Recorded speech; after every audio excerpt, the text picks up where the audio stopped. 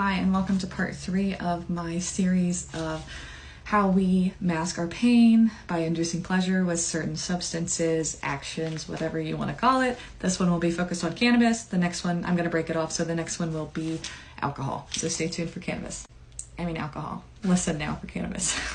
I just want to start this off with letting you know that I had a 15-year addiction with this substance, and I understand this so deeply and that it was such an addiction for me. Many people say it's not addictive. There's this perceived positive aspect that it heals everything in our society. There are good uses for it, but then also many of us grew up with those commercials saying that, oh my God, so-and-so smoked pot. They're sitting on the couch in their flat Stanley. So understand that if you grew up in the 80s and 90s, there's this element of this inner rebellion, and then society now says, oh, it's the greatest thing since sliced bread. Cannabis temporarily allows us to dissociate by moving aside the difficult feelings that we did not know how to process in past nows. So there is a part of this that can be helpful to observe ourselves, right? But it's masking the issues. It's a snowball effect of masking our trauma. Many people will say that it opens up their personality, it helps them sleep better, but I want you to note that all of the symptoms were already there, so you're masking them with this substance. This short-term fix fuels long-term problems, starting with codependency.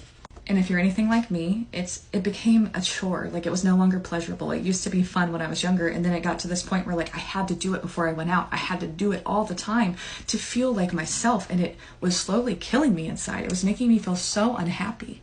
And I find so many of us feel this, but we don't feel safe enough to talk about it.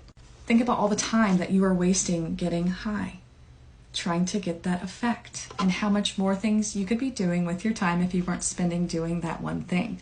There's this idea of escapism. What are you trying to escape, and what are you masking when you have this substance? What discomfort are we trying to escape from?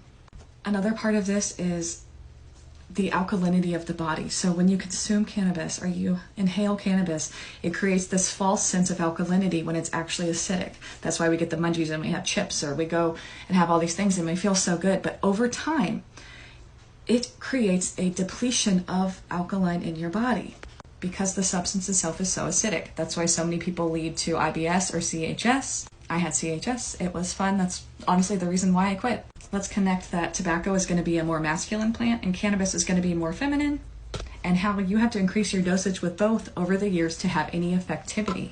For me, it connected to not having my mother and my father in my life with both the tobacco and the cannabis. So I was seeking that pleasure because of the pain that I was unable to feel because it was invalidated. So understanding within yourself that you are unconsciously and subconsciously seeking mother and father healing, you can embody that which you needed and slowly wean off of these substances. Let me know if you have any questions. Thanks for being here. Stay tuned for alcohol. Have the best day.